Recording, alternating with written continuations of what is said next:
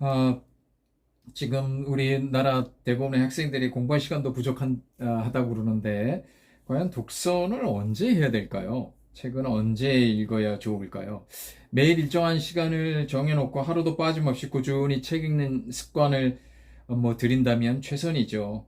또 한 가지 생각해 볼 점은, 네, 가장 좋은 점은 매일 아침이라든지 어쨌든 정해진 시간을 정해놓고 매일 읽는 겁니다. 그게 그것보다 좋은 건 없겠고요. 그 다음에 이제 좀 안타까운 경우기도 합니다만, 그, 공부하느라고 시간이 없다. 막 이런 학생들 보면, 또 휴대폰을 또 볼 시간은 또 있잖아요. 그래서, 이번에 주로 드릴 말씀은 자투리 시간의 활용입니다.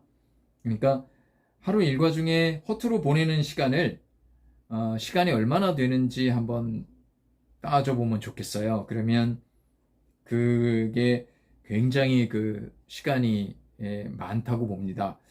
그래서 전철이나 버스를 기다리거나 타는 시간이라든지 또 수업 중에 쉬는 시간, 점심시간, 그 다음에 친구 기다리는 시간.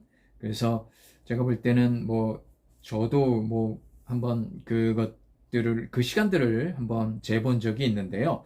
1시간에서 많게는 3시간까지 나오더라고요. 그래서 이것저것 어떤 집중된 일이 아닌 허투루 보내는 시간들이 직장인이든 공부하는 학생이든 하루에 1시간에서 한 3시간 정도는 되는 것 같아요. 최소한 더 많은 사람도 있겠죠. 그렇지만 어찌됐든 그 뭐 그 미처 인식하지 못하고 그냥 낭비하고만 숨어있는 짜투리 시간을 찾아서 그 짜투리 시간에 책을 읽는 겁니다. 그래서 아이고 지겨운데 어떻게 쉬어야 되는데 어떻게 그런 시간에 다 책을 읽냐, 그렇게 얘기하는 사람들이 많은데요. 어, 제 입장에서 보면 어, 뭐 그런 시간에 사람들은 전부 휴대폰을 하더라고요. 휴대폰을 보더라고요. 그러니까 그 사람들은 어떻게 잠시 틈만 나면 휴대폰을 보더라고요. 그러니까 어떤 사람은 멀티태스킹이 가능하니까 다른 것을 하면서도 휴대폰을 보는 사람도 있겠지만, 어찌됐든 휴대폰은 그렇게 따지면 하루에 그렇게 잠시도 쉴 틈이 없는데 그렇게 휴대폰을 어떻게 볼 수 있나요? 물론 휴대폰을 보는 시간이 쉬는 시간이긴 합니다만, 어찌됐든 그렇게 책을 어떻게 그렇게 쉬지 않고 그런 쉬는 시간까지 볼 수 있느냐? 그건 이렇게 반문하고 싶어요. 어떻게 그렇게 쉬는 시간이라든지 틈만 나면 휴대폰을 볼 수 있느냐? 그러니까 이제 눈은 안 아픈가? 저도 이렇게 질문할 게 많죠. 눈은 안 아프고 머리는 띵하지 않은가? 그런데 책을 보면 머리가 아프거나 눈이 머리가 아프진 않고요. 눈이 피곤하긴 합니다만 그렇게 휴대폰이나 이 노트북을 보는 것만큼 피곤하지는 않습니다. 책을 보는 게 아무래도 빛이 반사되거나 강렬한 빛을 이렇게 발하거나 그런 발광체는 아니니까 그렇습니다만, 어찌됐든 아 그렇게 자투리 시간에 어떻게 책을 볼 수 있느냐 그렇게 말하지만, 또 반대 입장에 보면, 제 입장에서 보면 어떻게 그렇게 쉬는 시간마다 틈만 나면 휴대폰을 보느냐 이렇게 질문할 수도 있는 거죠. 그러니까 만약에 꼭 책을 봐야 되겠다 그런 사람한테는 그런 시간이 아깝고 그런 시간에 책을 보는 거죠. 근데 왜 그 시간을 얘기하냐면, 그 시간이 정말 하루 일과 중에 정말 적지 않은 시간이기 때문에 그렇습니다. 그래서 정말 요즘 우리 시대의 성인뿐만 아니고 학생뿐만 아니고 모든 사람들이 빈 시간이 나면 편안한 상태에서 어떤 정신적 휴식이 될 수 있는 음악 감상을 하거나 편안한 상태에서 그냥 명상을 하거나 이렇게 관조하는 시간보다는 그냥 스마트폰을 보잖아요. 그래서 어떨 때는 전철 안에서 사람들이 도대체 전철 안에서 모든 사람들이 휴대폰을 보고 있는데 뭘 보나 이렇게 사실은 이렇게 슬쩍슬쩍 본 적이 있어요. 그런데 거의 다 게임이더라고요. 게임이기도 하고 그 다음에 그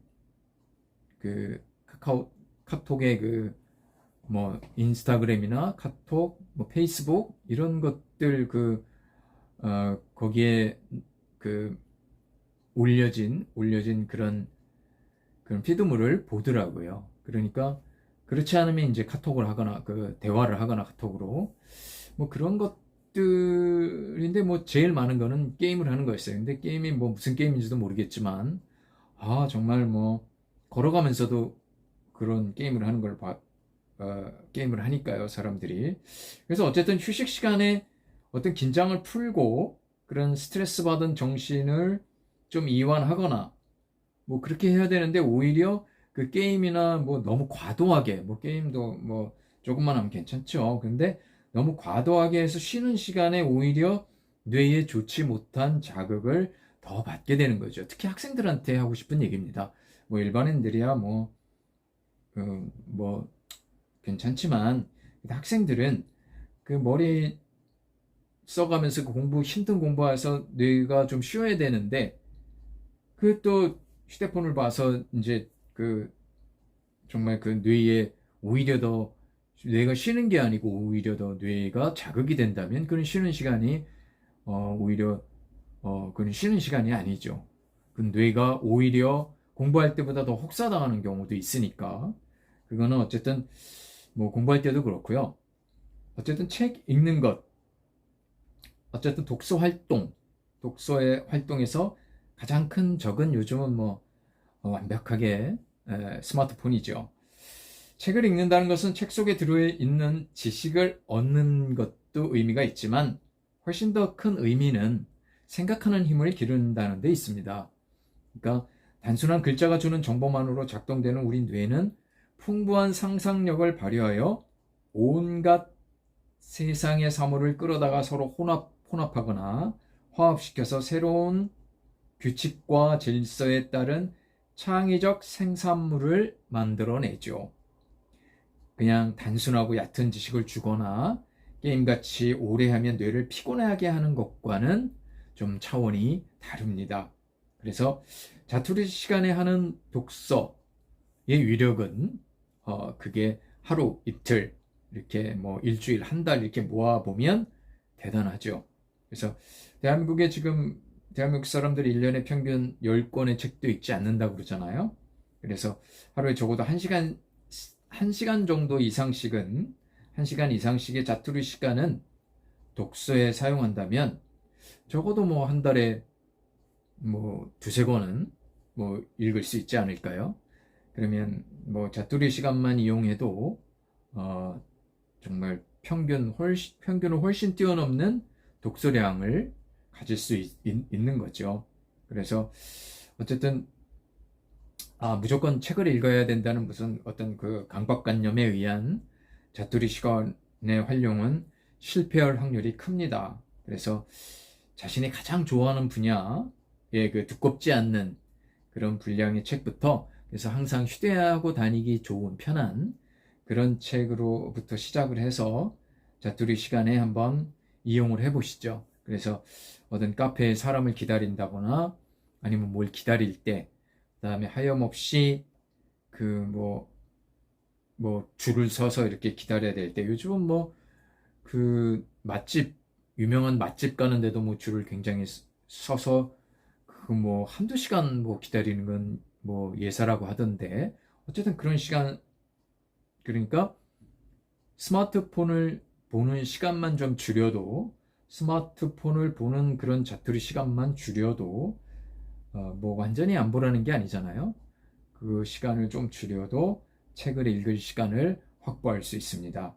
그래서 그렇게 한 권의 책을 이제 끝내면 그런 자투리 시간에 한 권의 책을 끝내는 체험을 하면 그 다음부터 이제 좀 더 자투리 시간 활용이 더 쉽겠죠. 그래서 자투리 시간에 독서하는 습관은 언제 어느 때라도 책을 손에 쥐게 하는 그런 습관을 들이게 합니다. 그리고 조금의 시간이 남아도 책을 읽게 하고요. 그 다음에 스마트폰, 그 다음에 TV 시청, 뭐 이런 것들보다 스마트폰 사용과 TV 시청 등 그런 것부터 벗어나서 어느 정도는 자투리 시간을 독서 시간으로 바꿀 수 있게 합니다. 그러니까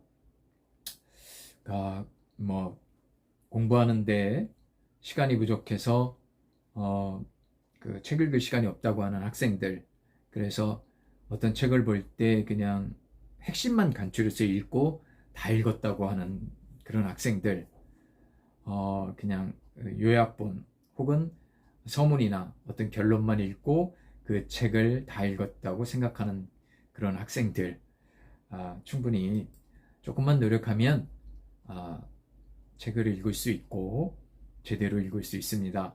그래서 독서는 일정한 시간을 정해서 매일 읽을 수도 있지만 그게 어렵다면 매일 조금씩 생기는 그 자투리 시간을 활용해서 스마트폰 보는 시간을 좀 줄여서 독서를 하면, 책을 읽으면 좋겠습니다.